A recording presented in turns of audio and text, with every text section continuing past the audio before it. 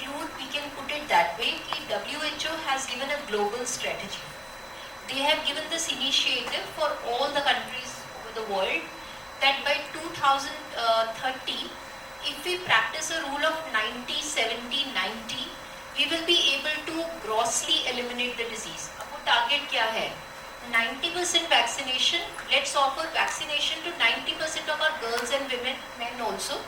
If we screen 70% of our women in the reproductive age group, अगर हम 70% women को pap smear या LBC और HPV से screen कर पाते हैं, and we are able to treat 90% of women in the pre-cancer stage. जैसे डॉक्टर श्वेता ने बोला, कैंसर होने से पहले स्क्रीनिंग से हम प्री-कैंसर स्टेज पे पिकअप कर लेते हैं.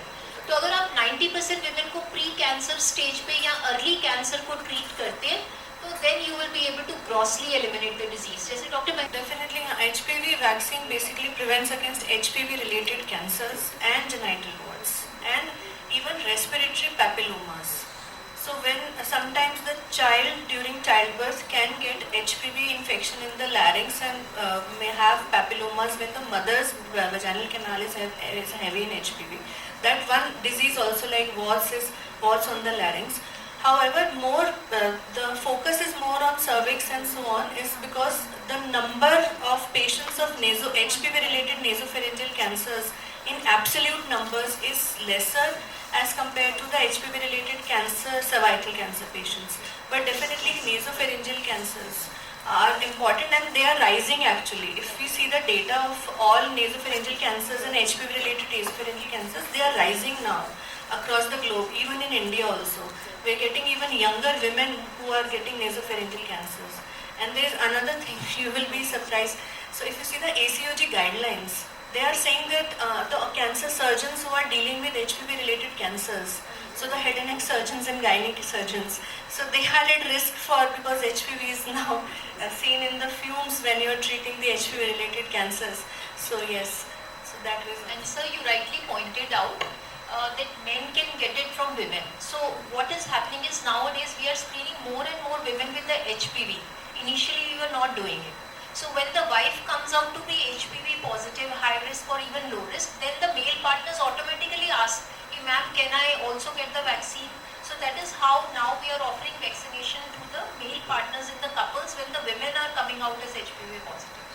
India, Gardasil 4 is not recommended for bias as per DCGI guidelines, but let's be very clear, that reason is not scientific, that is completely commercial.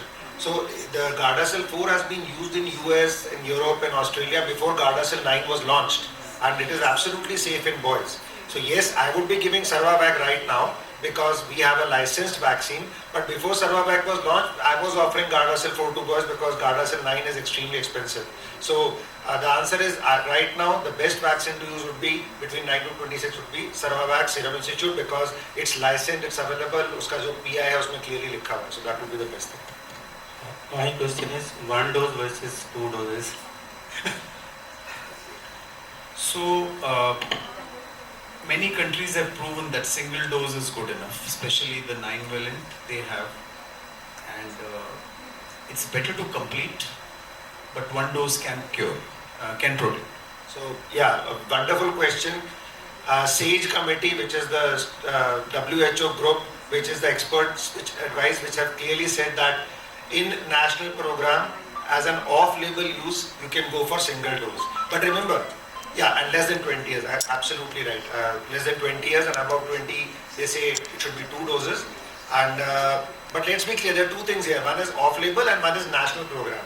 So right now we are in private practice. For us, we need to be doing it as per the recommendation, as per IAP and all the other and the other thing would be, it would be great if you have a herd effect already. So in Australia, Scotland, if they're having 90% vaccine, single dose is going to do the trick. So that is one part. The second part is we have very good accidental data, because when Gardasil was introduced in India, there was some controversy and there was a cohort jisko sirf single dose accidentally laga tha. And even in those people, those girls, they have found the protection to be very good with a single dose. Similar data has come from other developing countries in Africa and South America. So this thing may change later on, but aaj ki date mein we must follow the guidelines, which has 2 doses between 9 to 14 and 15 year onwards. it would be 3 doses. I used to wonder that, why has this vaccine not taken off? Even though it was primarily for cervical cancer, but it has not tasted success as others have.